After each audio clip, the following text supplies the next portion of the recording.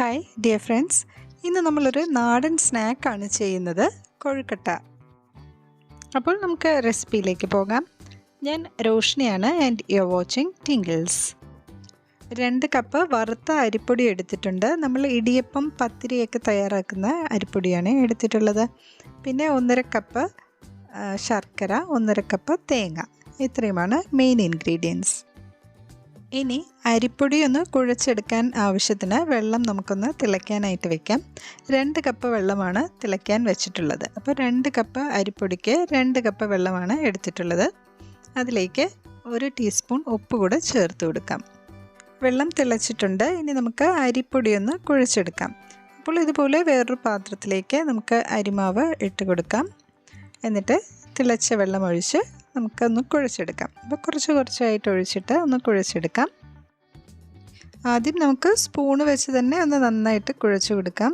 ചൂടൊന്ന് കുറഞ്ഞു കഴിഞ്ഞിട്ട് കൈ കൊണ്ടൊന്ന് മിക്സ് ചെയ്ത് കൊടുക്കാം. ഇതിപ്പോൾ ഞാൻ 2 കപ്പ് വെള്ളം ഫുള്ളായിട്ട് ഇതിലേക്ക് ഒഴിച്ചിട്ടുണ്ട്. അപ്പോൾ നമ്മൾ എടുക്കുന്ന മാവിൻ്റെ ആ ഒരു ബ്രാൻഡ് അനുസരിച്ച് ഈ ഒരു അളവിന് ചെറിയ വ്യത്യാസം അങ്ങോട്ടും ഇങ്ങോട്ടും ഉണ്ടാകാം. ഇതിലേക്ക് 1 ടേബിൾ സ്പൂൺ നെയ്യ് കൂടെ ഒഴിച്ചിട്ട് നമുക്കൊന്ന് മിക്സ് ചെയ്ത് കൊടുക്കാം. ഇപ്പോൾ കുറച്ചൊന്ന് തണുത്തിട്ടുണ്ട്. ഇനി നമുക്ക് കൈ കൊണ്ടൊന്ന് കുഴച്ചെടുക്കാം. നമ്മളിതിലേക്ക് നെയ്യ് ചേർക്കുമ്പോൾ മാവ് നല്ല സോഫ്റ്റായിട്ട് വരും. നെയ്യ് അല്ലെങ്കിൽ വെളിച്ചെണ്ണ ഒഴിച്ചാലും മതി. 1 ടേബിൾ സ്പൂൺ. ഏകദേശം ഒരു 5 മിനിറ്റ് കൊണ്ട് ഇത് നന്നായിട്ട് കുഴച്ചെടുത്തിട്ടുണ്ട്. മാവ് നല്ല സോഫ്റ്റായി കിട്ടിയിട്ടുണ്ട്. ഇനി നമുക്കിതിൻ്റെ ഫില്ലിംഗ് ഒന്ന് റെഡിയാക്കാം. ആദ്യം നമ്മൾ എടുത്തു വെച്ചിട്ടുള്ള ശർക്കര, 1.5 കപ്പ് ശർക്കര, ഏകദേശം 200 ഗ്രാം ഉണ്ടാകും. അതിലേക്ക് 1/4 കപ്പ് വെള്ളം കൂടെ ഒഴിച്ചിട്ട് ഒന്ന് മെൽറ്റ് ചെയ്തെടുത്തിട്ടുണ്ട്. ഇനി ഇത് അരിച്ച് ഒരു പാനിലേക്ക് ഒഴിച്ചു കൊടുക്കാം.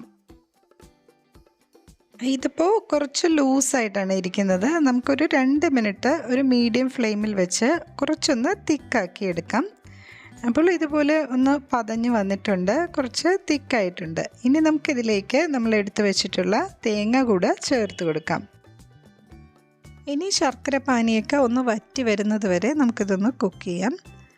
ഇതിലേക്ക് 1/2 ടീസ്പൂൺ ഏലക്ക പൊടിച്ചതും 1/2 ടീസ്പൂൺ ജീരകം വറുത്ത് പൊടിച്ചതാണ്, അതുകൂടെ ചേർത്ത് കൊടുക്കാം. ഏകദേശം ഒരു 6-7 മിനിറ്റ് കൊണ്ട് തന്നെ ഇതൊന്ന് ഡ്രൈ ആയിട്ട് വരും. അപ്പോൾ നമുക്ക് ഫ്ലെയിം ഓഫ് ചെയ്യാം. ഇനി ഇത് ചെറുതായിട്ടൊന്ന് തണുത്ത് വരട്ടെ. ഇനി നമുക്ക് കുഴച്ച് വെച്ചിട്ടുള്ള ഈ അരിമാവെടുത്ത് ചെറിയ ബോൾസ് ആയിട്ടൊന്ന് ഉരുട്ടി എടുക്കാം. അപ്പോൾ ഇതുപോലെ കുറച്ചെടുത്തിട്ട് ഇതുപോലെ കയ്യിൽ വെച്ച് ഒന്ന് ഉരുട്ടി ഷേപ്പ് ചെയ്ത് എടുക്കാം.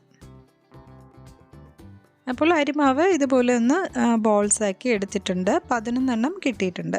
അതുപോലെ നമുക്ക് അകത്ത് വെക്കാനുള്ള ഫില്ലിങ്ങും ഇതുപോലൊന്ന് ഷേപ്പ് ചെയ്ത് വെച്ചിട്ടുണ്ട്. അപ്പോൾ നമുക്ക് എടുത്ത് വെക്കാൻ എളുപ്പമായിരിക്കും. ഓക്കെ, ഇനി നമുക്കിത് എങ്ങനെയാണ് ഫില്ല് ചെയ്തെടുക്കുന്നത് എന്ന് നോക്കാം. അപ്പോൾ ഇതുപോലെ ഒരു ബോൾ എടുത്തിട്ട് നമ്മൾ വിരലൊന്ന് നനച്ച് കൊടുത്തിട്ട് അകത്തേക്ക് ഒന്ന് പ്രസ് ചെയ്തിട്ട് ഇതൊന്ന് ഷേപ്പ് ചെയ്തെടുക്കാം. ഇതുപോലെ ഒന്ന് വലുതാക്കി കൊടുത്താൽ മതി. ഒന്ന് പ്രസ് ചെയ്തിട്ട് ആ ഒരു ഹോള് ഒന്ന് വലുതാക്കി എടുത്താൽ മതി.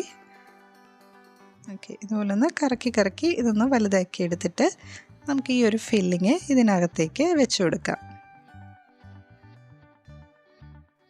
ഇനി ഈ ഒരു ഫില്ലിങ് ഒന്ന് പ്രസ് ചെയ്ത് കൊടുക്കാം.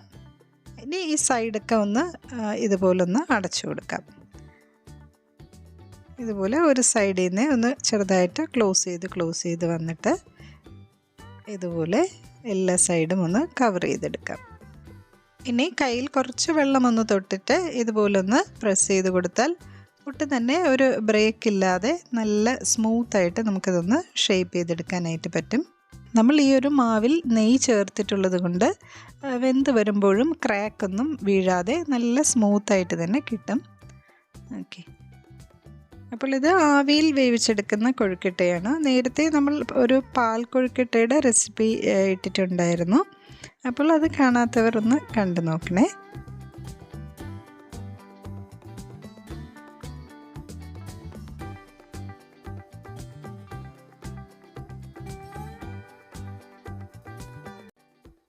ഇനി ഇതുപോലെ ഫില്ലിംഗ് എല്ലാം വെച്ച് കഴിഞ്ഞിട്ട് നമുക്കിതൊന്ന് ആവിയിൽ വേവിച്ചെടുക്കാം. അപ്പോൾ ഇതുപോലൊരു സ്റ്റീമറിലാണ് ഞാൻ വേവിച്ചെടുക്കുന്നത്. അല്ലെങ്കിൽ നമുക്ക് ഇഡ്ഡലി തട്ടിൽ വെച്ചും ഒന്ന് വേവിച്ചെടുക്കാം. അപ്പോൾ ഇതെല്ലാം വെച്ച് കൊടുത്തിട്ട് നമുക്കൊരു 15 മിനിറ്റ് ഒരു മീഡിയം ഫ്ലെയിമിൽ നമുക്ക് കുക്ക് ചെയ്തെടുക്കാം.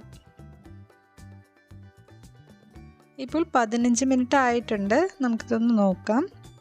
അപ്പോൾ കൊഴുക്കട്ടയൊക്കെ നന്നായിട്ട് വെന്ത് വന്നിട്ടുണ്ട്. കുറച്ചൊന്ന് തണുത്തിട്ട് നമുക്ക് ഇത് വേറൊരു പാത്രത്തിലേക്ക് മാറ്റാം. ചായയോടൊപ്പം കഴിക്കാൻ പറ്റിയ ഒരു സ്നാക്ക് തന്നെയാണിത്. കുട്ടികൾക്കൊക്കെ വളരെ ഇഷ്ടമാകും. അപ്പോൾ ഇതൊന്ന് ട്രൈ ചെയ്ത് നോക്കൂ. ഓക്കെ, നമ്മുടെ കൊഴുക്കട്ട നല്ല പെർഫെക്റ്റായിട്ട് വന്നിട്ടുണ്ട്. അപ്പോൾ ഒന്ന് ട്രൈ ചെയ്ത് നോക്കൂ. വീഡിയോ ഇഷ്ടമായെങ്കിൽ ഒന്ന് ലൈക്ക് ചെയ്യണേ. ടിങ്കിൾസ് ഇതുവരെയും സബ്സ്ക്രൈബ് ചെയ്യാത്ത കൂട്ടുകാർ ഒന്ന് സബ്സ്ക്രൈബ് ചെയ്യണേ. വീണ്ടും മറ്റൊരു വീഡിയോയുമായി കാണാം. നന്ദി, നമസ്കാരം.